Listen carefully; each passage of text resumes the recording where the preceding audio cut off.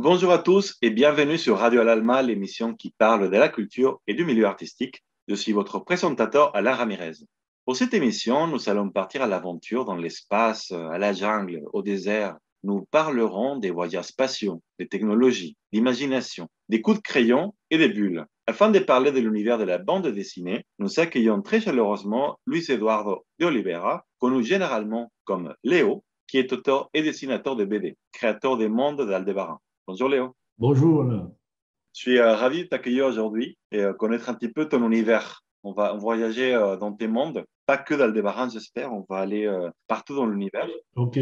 Pour commencer, j'aimerais bien savoir, en fait, justement, tu écris et tu dessines beaucoup sur ces autres mondes, des voyages spatiaux et tout ça. D'où te vient cet intérêt pour la science-fiction?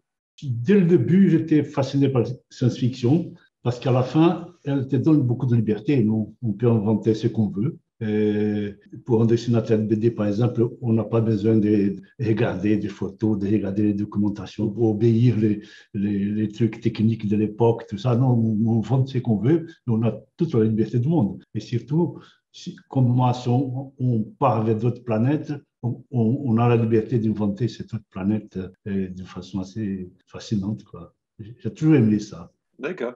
Et je sais que tu as un petit passé d'ingénieur. Est-ce que ça t'a aidé justement à concevoir ces vaisseaux, cet univers-là?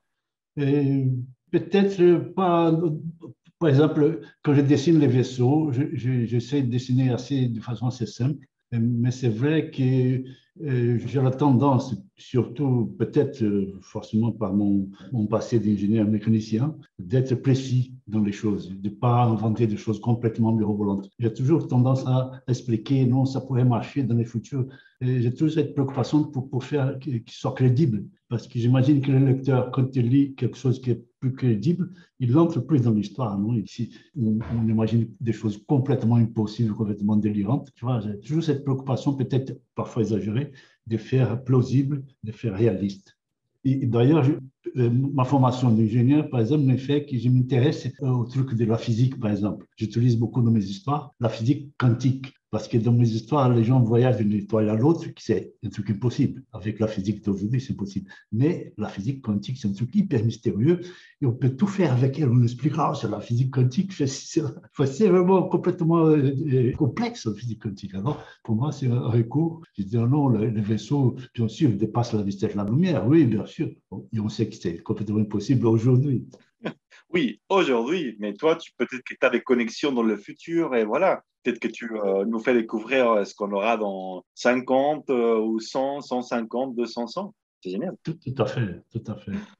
Quel était le monde le plus farfelu, le plus compliqué, complexe que tu as fait jusqu'à présent? Les planètes plus compliquées qu'il a inventées, c'est peut-être celle du cycle Betelgeuse, parce que j'avais imaginé une planète désertique, complètement désertique, et que dans les pôles, il y a de la glace qui se forme, et après, petit à petit, ces glaces se fondent et pénètrent dans le sol et forment des rivières souterraines qui vont voyager sous la Terre, sous la surface de la planète, pour tomber dans des énormes canyons avec de l'eau un peu chauffée par les passages qu'ils ont pendant le parcours, les passages près des volcans, des choses comme ça, et l'eau sort un peu chaude, et cette chaleur humide dans ces énormes canyons crée une végétation complètement luxuriante, comme c'était un truc tropical. Non? Alors c'est une planète qu'on regarde de loin, elle est complètement désertique, avec des petits canyons, vu de l'espace, c'est petit, mais en réalité, c'est un énorme canyon avec verdoyant, avec des cavernes mystérieuses, plein de bêtes dans les cavernes. C'était une planète bizarroïde, quoi. Bah, génial, génial, génial. Dis-moi, c'est pour toi, bon, ça fait un moment que tu es sur ce monde de la BD. Ça te fait quoi de concevoir des histoires pour des BD? Tu prends plutôt plus de plaisir à créer l'histoire ou à faire les dessins? C'est un truc double, non? Par exemple, quand on écrit le scénario, ça va plus vite. On a toute la liberté, on est seul devant son ordinateur, on commence à écrire, la tête commence à inventer des choses, Et c'est très, très, très plaisant de faire ça, non? Parce que ça va beaucoup plus vite. Pour dessiner, c'est un truc lent. Il faut avoir une patience énorme. Parfois, on met par exemple, oui, 9 mois pour faire un album de 46 pages. C'est un travail long, long haleine, très long. Mais en même temps, quand on écrit, on a un texte dans l'ordinateur, on n'a rien de tangible, tu vois. Quand on commence à dessiner, on sent qu'on commence à donner forme, donner un truc, concrétiser l'idée qu'on a eu comme ça un peu éthéré, et ça donne un plaisir particulier, quoi. Et quand on finit l'histoire, on voit le volume de travail qu'on a fait pendant tous ces mois de travail, on regarde, on dit, wow, on a quelque chose en main, tu vois, et après, quand c'est publié, alors c'est magique. Voilà, c'est magique. Quand on reçoit l'album publié, la première fois qu'on reçoit l'album à la maison, on ouvre l'album, wow, c'est magique, c'est magique, magique. Tu vois, c'est quelque chose. Les deux choses ensemble, ça forme un ensemble qui, je sais pas, qui me plaît. Si c'était que pour les scénarios, ça c'est un peu frustrant. Et que pour les dessins, c'est aussi frustrant. Au début, par exemple, je dessinais des histoires que c'était pas miennes. Donc, il y avait un scénariste qui écrivait et je dessinais ces histoires à lui. C'était un peu frustrant pour moi parce que j'avais mes idées dans la tête et je mettais en image l'imaginaire de quelqu'un d'autre.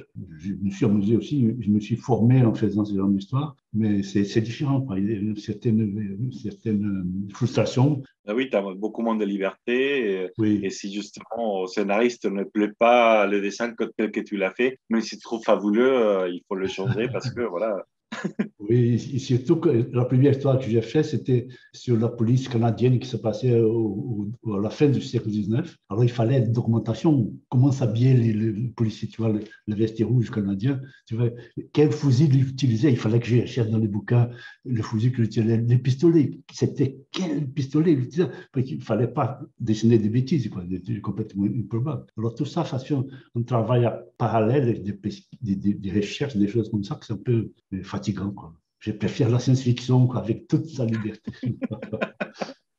Je comprends, je comprends. Mais du coup, tu fais aussi un petit peu de recherche de temps en temps sur les nouvelles avancées, ou ah, ils ont découvert une autre étoile, ou ah, ils ont découvert je sais pas quoi. Oui, j'accompagne. Oui, oui. Non, j'essaie de suivre les choses, l'évolution de la physique, surtout de la physique, non, les choses possibles, les voyages spatiaux. Je regarde des images aussi, non, par exemple, aujourd'hui, ils commencent à imaginer que dans le futur, on pourra faire des voyages entre les étoiles. Et il a des images de ces genres de vaisseaux. Pourquoi qu'ils sont comme ci, comme ça? Ils commencent à déjà imaginer. Alors, j'essaie de regarder, quoi, pour m'inspirer, pour ne pas partir dans un truc complètement irréaliste. Là, j'essaie de faire un peu proche de ce qu'on voit aujourd'hui encore, hein. Du coup, ça va faire que justement, dans 600 ans, tes BD vont toujours être là présents parce qu'ils se sont dit, ah ben voilà, il avait tout compris en fait, Voilà, justement. peut-être, hein, peut-être. Maintenant, on a ces vaisseaux-là, maintenant, on a ces revolvers-là, maintenant, voilà. Oui.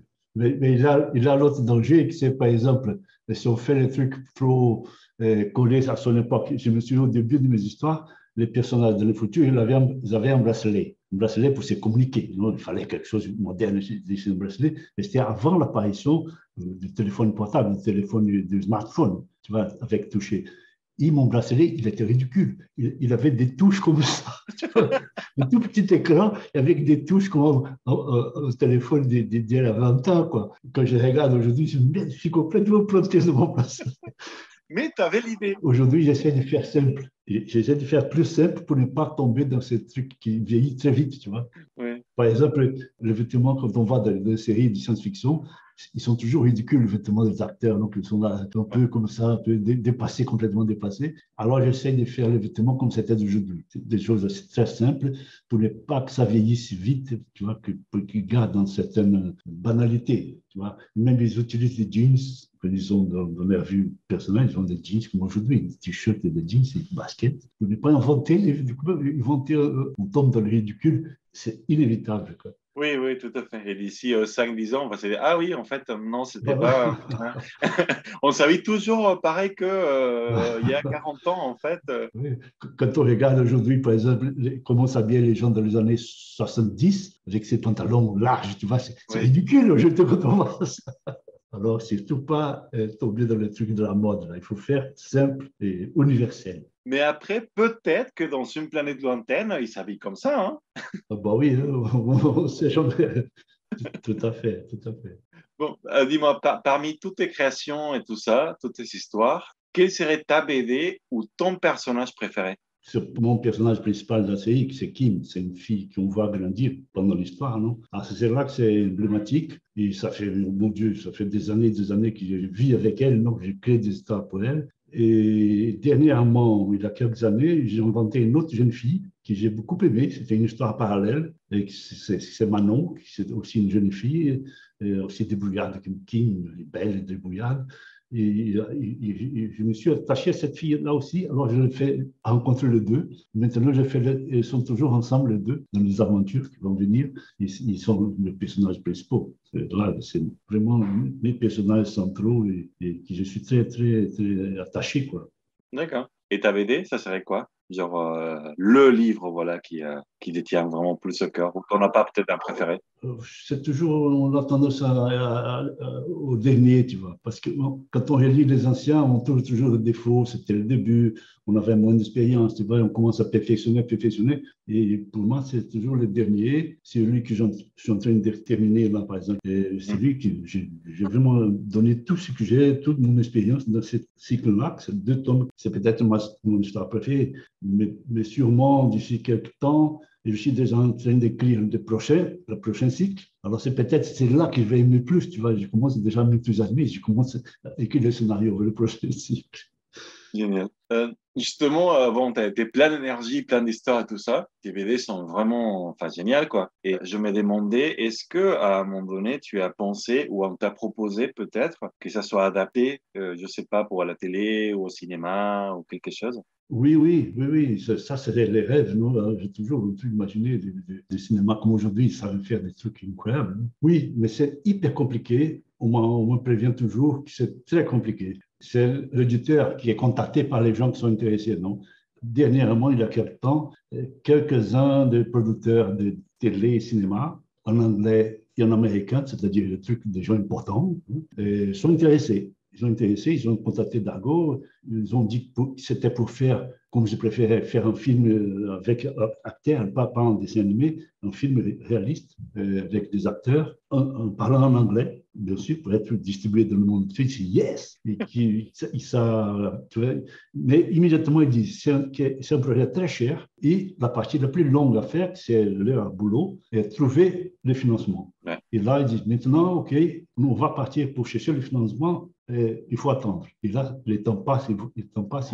Moi, j'attends, quoi. J'attends.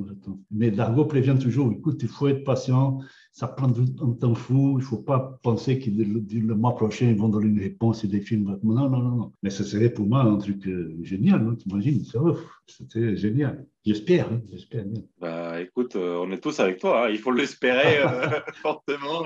Voilà. Là, et surtout pour un film de cinéma, tu vois, un vrai film avec des acteurs, avec tous ces effets spéciaux que ça va faire aujourd'hui, c'est un truc fort. Non, j'attends. Oui, non, mais je le vois très bien, hein. Une bonne saga de, je sais pas, 7, 8, 10 Oui, films. voilà.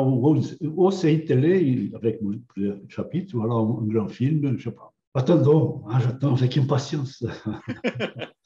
Là, tu me parlais de la langue et tout ça, et en anglais et tout. Je me posais la question. Bon, tous tes BD sont en français, en fait. Oui. C'est un dessinateur francophone, mais Oui. tu es brésilien. Pourquoi ces choix ou c'est juste le hasard qui a fait que... Écoute, quand j'arrivais en France, j'ai pour faire la BD française, non? Et mon projet, c'était un projet pour être vendu en France, pour les Français. Alors, il fallait que j'écrive en français. Ma langue, c'est un truc qui me gênait. Quand j'arrive en France, je n'arrivais pas à parler très bien le français et encore moins à écrire le français, qui était compliqué le français pour écrire, non? Alors, c'était vraiment un cauchemar. Au début, j'écrivais en portugais et quelqu'un traduisait pour moi. Mais après, je commençais à m'efforcer à lire que des bouquins en français et apprendre le français et faire attention au français. J'ai commencé à écrire le scénario en français. Et quand je présentais à l'éditeur, il avait des erreurs, bien sûr. Mais eux, ils disaient, c'est aucune importance. On a des gens qui corrigent ça. Même les Français, ils font des erreurs aussi. Il y a toujours des gens professionnels qui font les corrections. Alors, tu écris comme tu veux, là. Alors, ça m'a libéré. Aujourd'hui, j'écris qu'en français. Et ils corrigent là, des choses qui m'échappent comme ça, parce que quand ce n'est pas notre langue maternelle, c'est la langue française est hyper compliquée. Non? Alors, avec les doubles lettres, les accents partout,